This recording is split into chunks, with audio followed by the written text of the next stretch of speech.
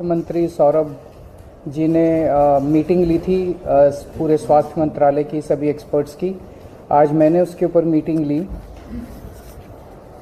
पूरे देश भर का अगर हम देखें तो सेंट्रल गवर्नमेंट ने लगभग 2 हफ्ते पहले 6 स्टेट्स आइडेंटिफाई किए थे जिसमें कोरोना ज़्यादा बढ़ रहा है।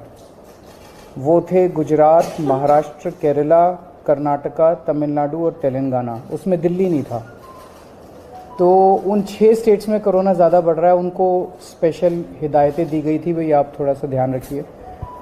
लेकिन हमने अपनी तरफ से, क्योंकि दिल्ली में अगर हम देखें तो 15 मार्च को लगभग 42 केस थे जो डेली केसेस आते हैं, ये बढ़ के 15 दिन के अंदर 30 मार्च को 295 केस हो गए।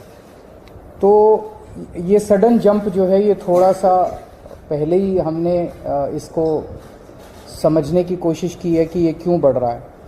तो 30 मार्च को कल की डेट में 295 केस थे। एक्टिव केसेस अभी तक के हो गए हैं 932 और टोटल टेस्ट्स जो हमने कल किए थे वो थे 2363। वैसे अभी कोई चिंता की बात नहीं है, 295 केस है, लेकिन हम समय रहते जो भी स्टेप्स उठाने की ज़रूरत है वो उठा रहे हैं।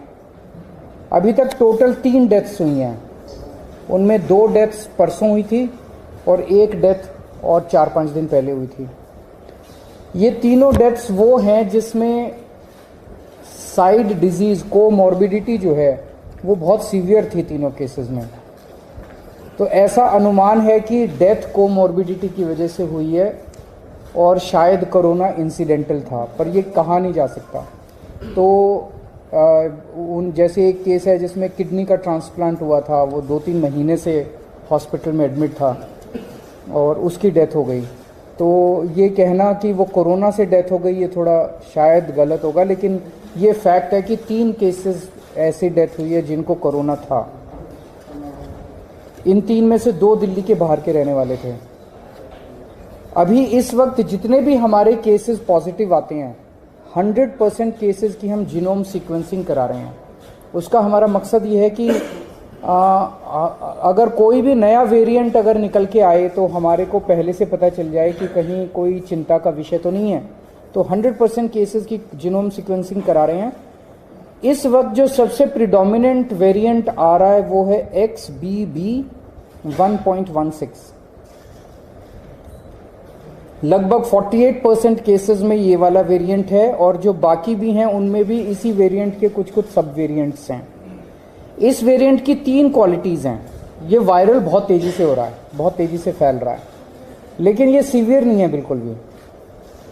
ना तो इसमें कोई तेज़ सिम्टम्स हैं और ना ही इसमें ज़्यादा हॉस्पिटलाइजेशन की ज़रूरत है और ना ही इसमें डेथ्स की ज़्यादा चिंता है। तो सीवियरिटी इसकी कम है।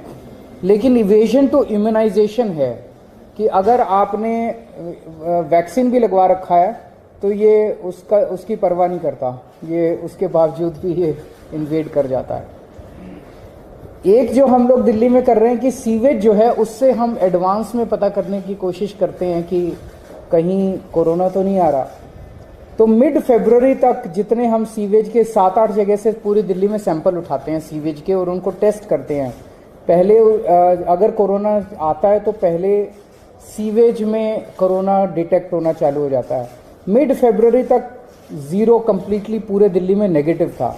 उसके बाद से धीरे धीरे पॉजिटिव कुछ सैंपल्स में आना चालू हुआ और पिछले 15 दिन में अब ये सीवेज में पॉजिटिव इसके वो निकल के आ रहे हैं। हमारी इसको लेके पूरी तैयारी है। वैसे तो कोई भी चिंता करने की ज़रूरत नहीं है, बहुत कम अभी केसेस हैं और कोई सीवियरिटी भी नहीं है, लेकिन तैयारियों को देखते हुए हमारी 7,986 बेड्स हमारे अभी तैयार हैं कोरोना के लिए। इसमें ऑक्सीजन वाले बेड्स भी हैं, इसमें वेंटिलेटर बेड्स भी हैं, इसमें ICU भी हैं। 7,986 बेड्स हैं जिसमें से 66 बेड्स केवल ऑक्यूपाइड हैं। 66 RT-PCR के टेस्ट करने की हमारे पास सफिशिएंट क्षमता है। लगभग 4,000 टेस्ट हम सरकारी लैब्स में करने के लिए हमारे पास क्षमता है और प्राइवेट लैब्स में तो 1 लाख से ज़्यादा टेस्ट पर डे करने की क्षमता है। वैक्सीन भी बहुत अच्छा परफॉर्मेंस अभी तक रहा, नेशनल एवरेज से ज़्यादा अच्छा रहा। 18+ की कैटेगरी में तो लगभग सबको वैक्सीन लग चुकी है। और 18 से निचली उसमें आए तो फर्स्ट डोज सबको लग चुकी है, सेकेंड डोज भी 85% के लगभग लोगों को लग चुकी है। हमारे पास सफिशिएंट एम्बुलेंस है, सफिशिएंट ऑक्सीजन अवेलेबल है, सफिशिएंट ऑक्सीजन स्टोरेज की कैपेसिटी है। 26 मार्च को हम लोगों ने 38 सरकारी दिल्ली सरकार के हॉस्पिटल्स की खुद ब खुद एक मॉक ड्रिल की थी कि बाई चांस अगर हो जाए तो, और इसमें जितने मान लीजिए कोई इक्विपमेंट काम नहीं कर रहा था, ऑक्सीजन वाली अवेलेबल है नहीं है, वैक्सीनेशन, सारी चीज़ों की एक से ट्रायल करके देखा था कि सारी चीज़ें काम कर रही है कि नहीं कर रही। अब केंद्र सरकार के निर्देश आए हैं, 10 और 11 अप्रैल को एक बारी सारे सरकारी और प्राइवेट हॉस्पिटल्स की मॉक ड्रिल की जाएगी।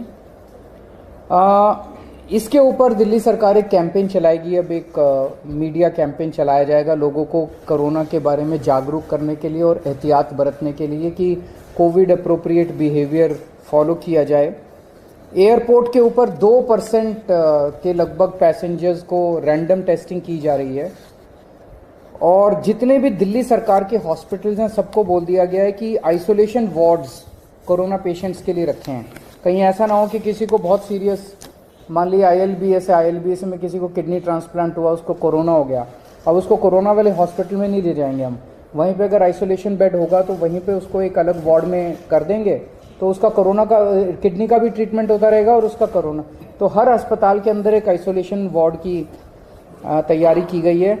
जितने सारी केसेस हैं एक्यूट रेस्पिरेटरी डिजीज़ वाले, उनमें जैसे ही मरीज एंटर करता है हॉस्पिटल में उसको तुरंत मास्क दे दिया जाता है, उनको 100% उनके टेस्ट किए जा रहे हैं। और जितने इन्फ्लुएंजा वाले लाइक सिम्टम्स वाले पेशेंट्स हैं उनको 5% उनके रैंडम टेस्ट किए जा रहे हैं। तो ओवरऑल दिल्ली में लोगों को घबराने की ज़रूरत नहीं है, सरकार पूरी तरह से नज़र रखे हुए है और सरकार पूरी तरह से किसी भी इवेंचुअलिटी को फेस करने के लिए तैयार है।